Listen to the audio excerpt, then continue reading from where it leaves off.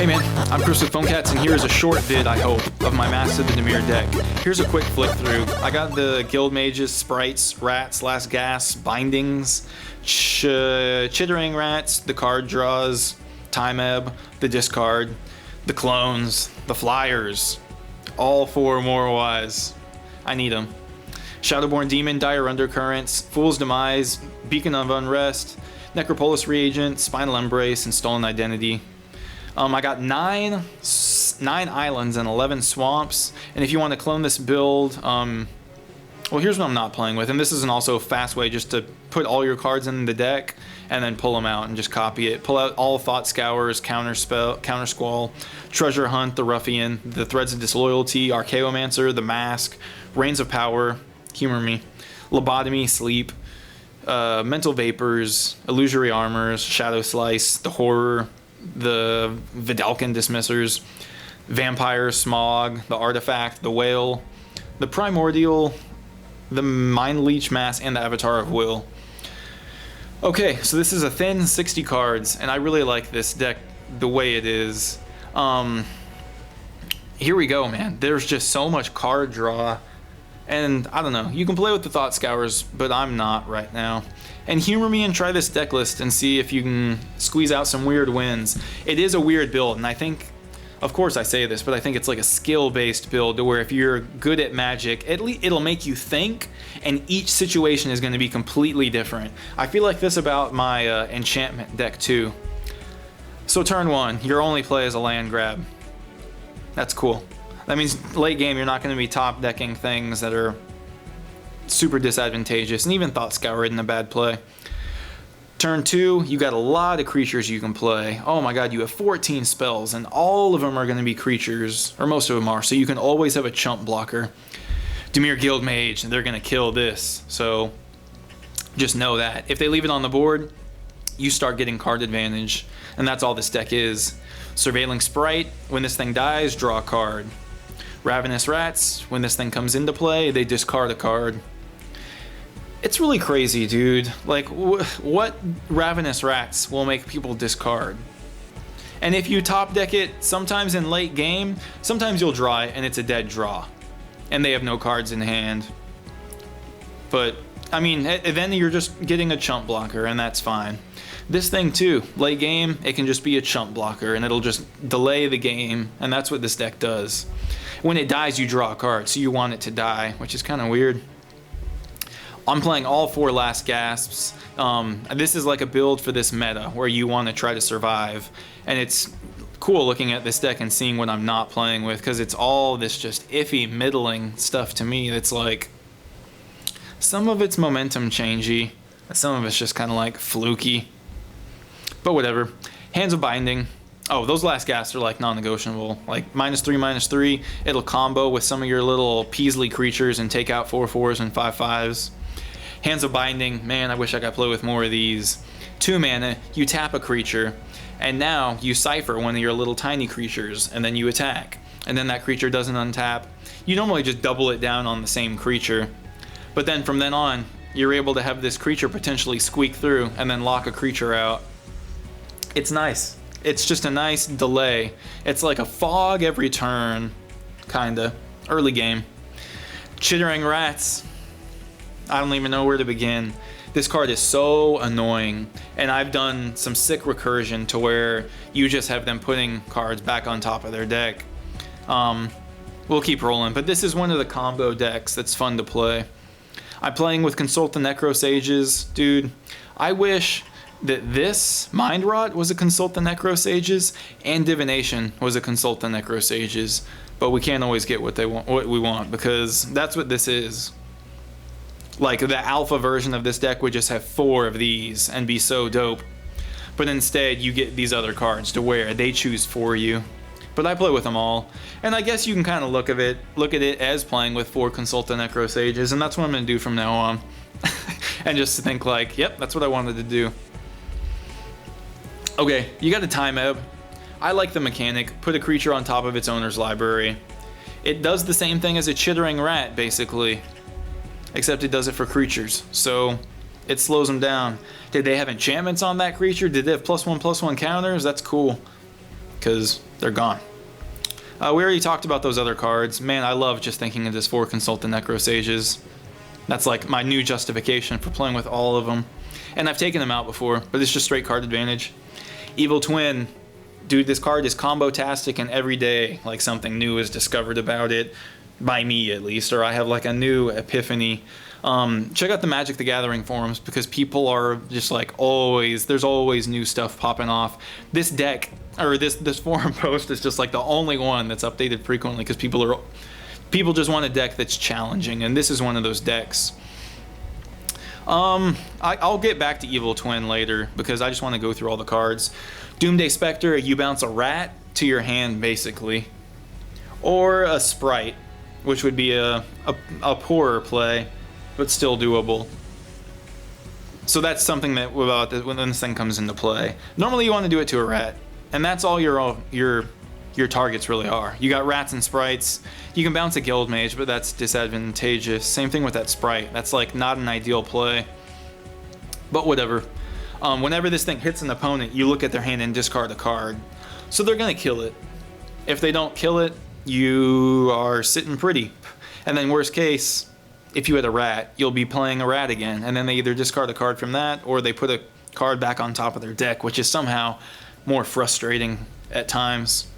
I'm playing with all 4 Moroi, and this is such a hot topic. Oh my god, dude. I don't know. I could take out Morois and put in... I could put in my 2 Sleeps and my Reigns of Power. But I have a hard time getting to that point. And I like playing with creatures that cost black and blue, because I'm playing with Dire Undercurrents. So my Morois get me into this weird card draw thing. Same thing with my Doomsday Spectre, my Evil Twins, and that's about it. Oh, my Dimir Guild Mages too. So that's 1, 2. That's not that good. 3, 4, 5, 9. 9 gold creatures.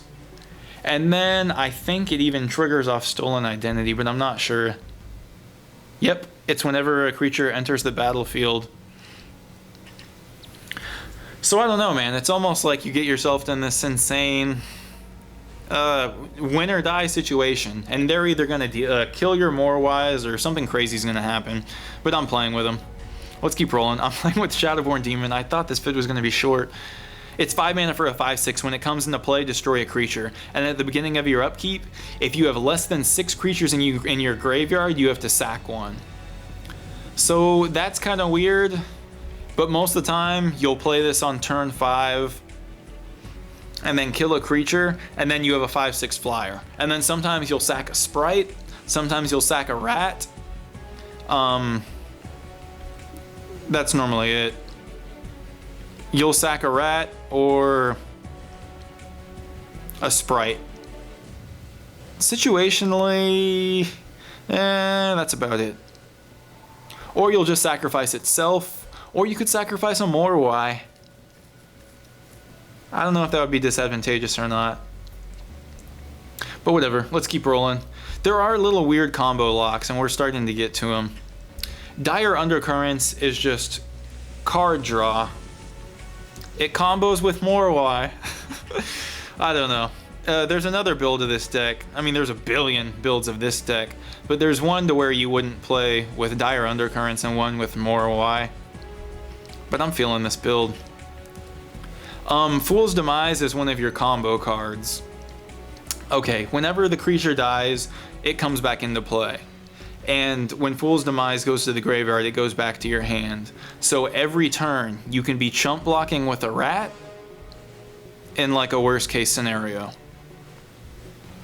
Either making them discard or making them put cards on top of their library. So turn 5, you can get that going. You can also do it on a sprite, and then you got a chump blocker to where you're drawing cards, and then it just keeps coming back into play, and then you recast it. You can do it on your demon, and then every turn you sacrifice your demon, and then it comes back into play, and then you destroy another creature. And then during your next upkeep, you sacrifice your demon again.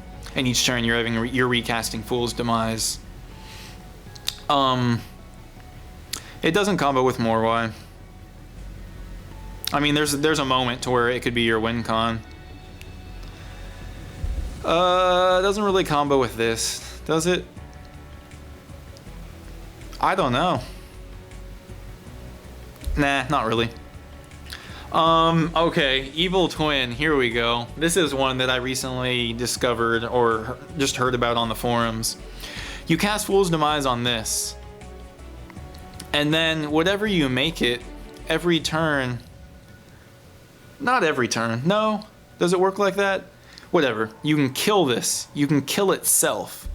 So you can turn this into other things.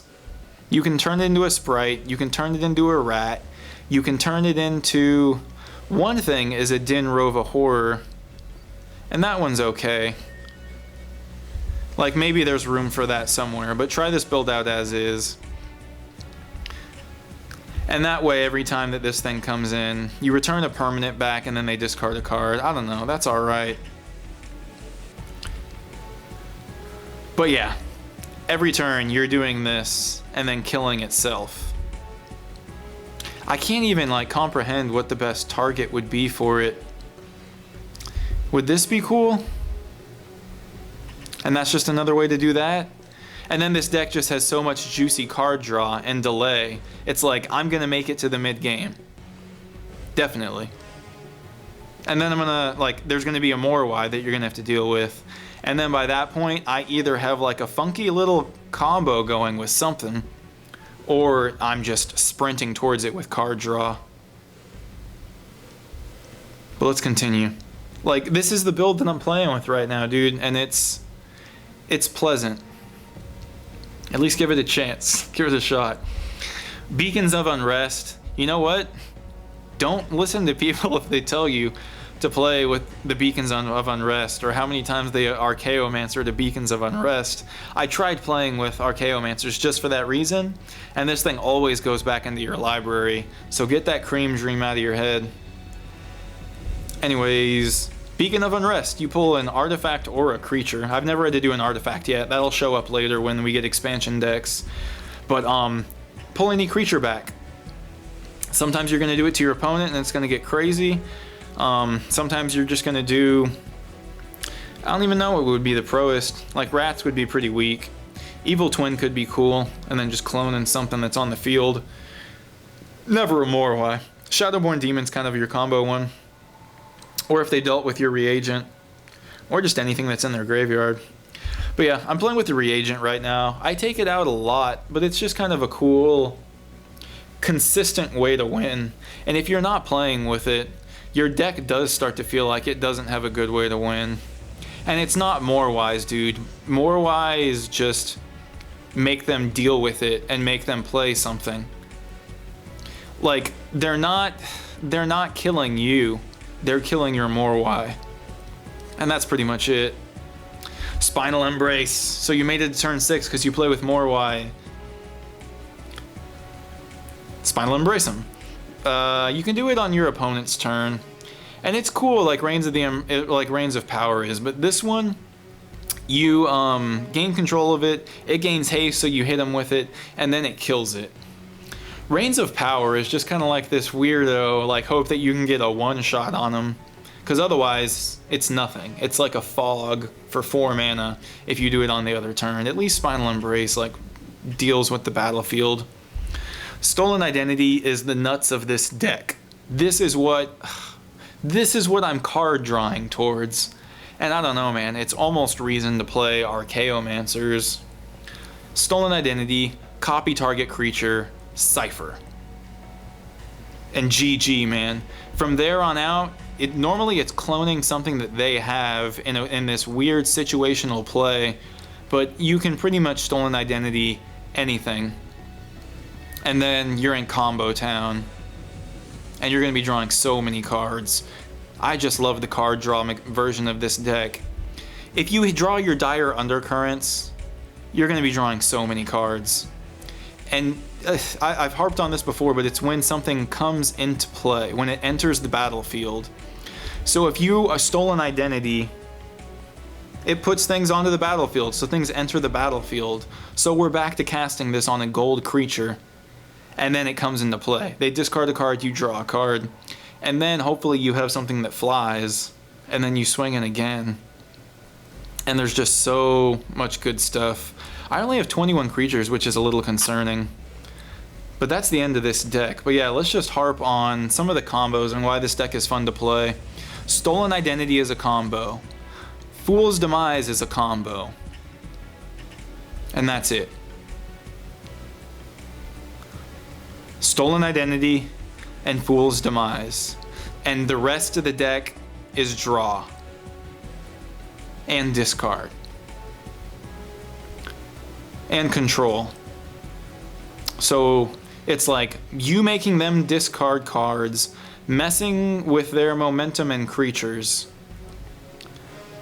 Turn 4, you get some semblance of control. And then it's just here to fat combo town. Stolen Identity, Fool's Demise. Humor me and try this build. I know it has more Ys, but dude, with the big 3, like, it's worth a shot. This deck is fun, and that's it for this vid. Thanks for watching. Phone Cats.